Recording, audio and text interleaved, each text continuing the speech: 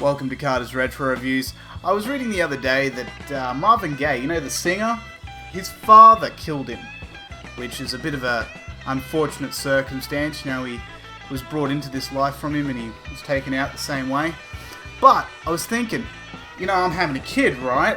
I was thinking if my kid misbehaves, I'm going to be all like, don't make me go all gay on you.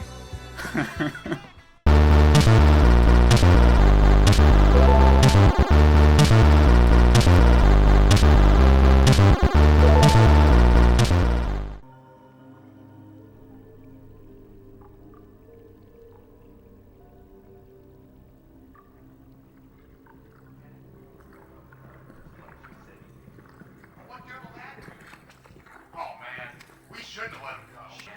Done it now. We'll be frank for sure. Nobody's going down. Just keep your motion check. We can't go home. You heard what happened to Owen? Yes, we can. Now get static.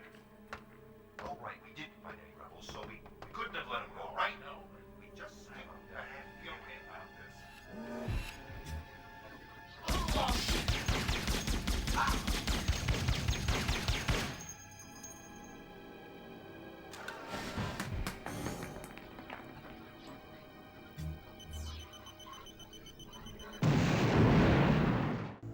You know, I've been playing a whole bunch of new games recently, and while I was playing this game, I couldn't help but feel the 2 hours I put in are the only moments I'm going to spend playing this game until I finish playing all of my Saturn games for review.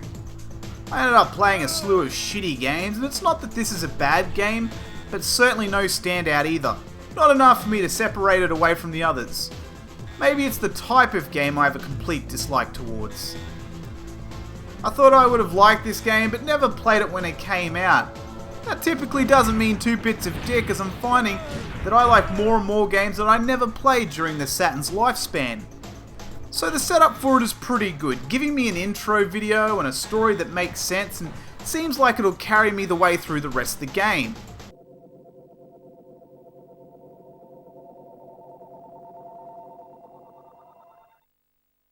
First, let me say welcome to the Resistance, Captain.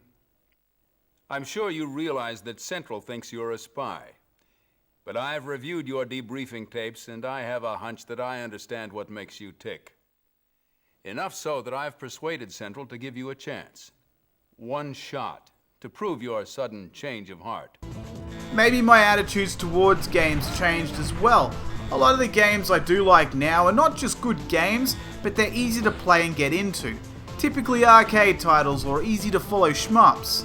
I still like a good puzzle game, so we can safely rule out that I don't like to think when I play a game. To begin with, the controls were wanky. They got better when I figured out that you could change them, but the game wanted you to fit in with how it worked instead of the game being easy enough to pick up and go. I can already feel the breath of 1,000 fans of not only Sega Saturn but also of this game on the back of my neck, ready to stab me as I tear down their precious game. You can't keep everyone happy, and I felt up until now I made the safe bet with games. To the point where they were the sort of game you either loved or never played or were clearly dodgy or cash cows. But this might be the very first game where everyone was saying, I love this game, it's quality. And my experience was not that. I want to reiterate that this is not a bad game. The way it played might have been a sign of the times it came out in, but it's just not my bag. The same thing could be said about Jethro Tull's Aqualung. Everyone who's a fan of the band will certainly agree it's Ian Anderson's opus, and certainly the band's highest point, but I couldn't get into that one either. Don't get me wrong, I love the Tull, but that is one album I simply didn't get. Plus, I did eventually adapt after like 30 or 40 minutes of playing.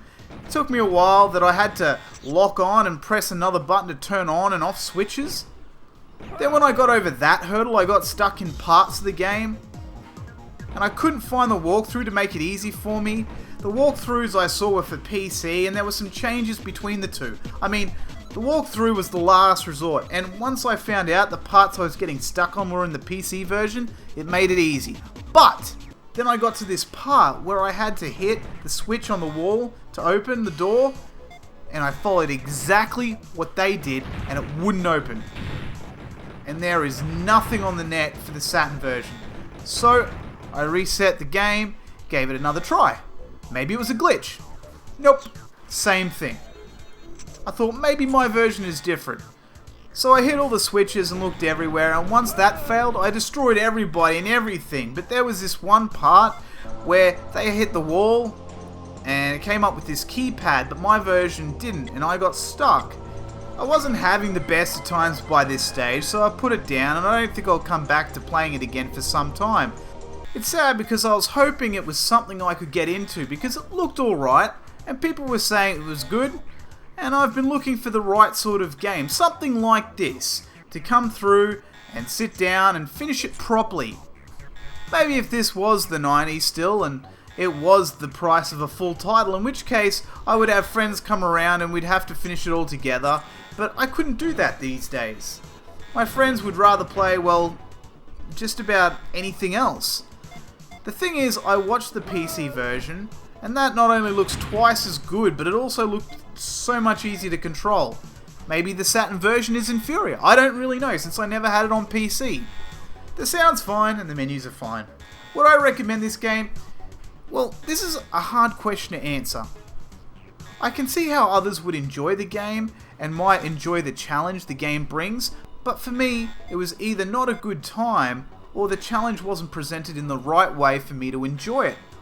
I have a feeling too that my opinion might be changed later on when I start to play some truly fucking dreadful games, but for now, I wouldn't really recommend this game. There are others worthy of your time, but hey, if you pick this up for cheap, it might be worth a couple of hours, whatever that's worth to you in dollars.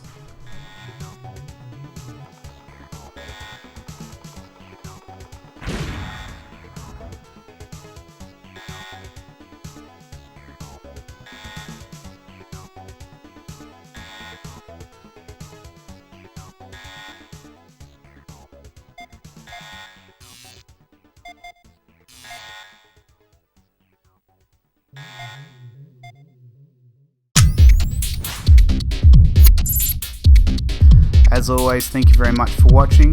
Click on the TV to see the last review, and click on the name underneath the television if you'd like to subscribe.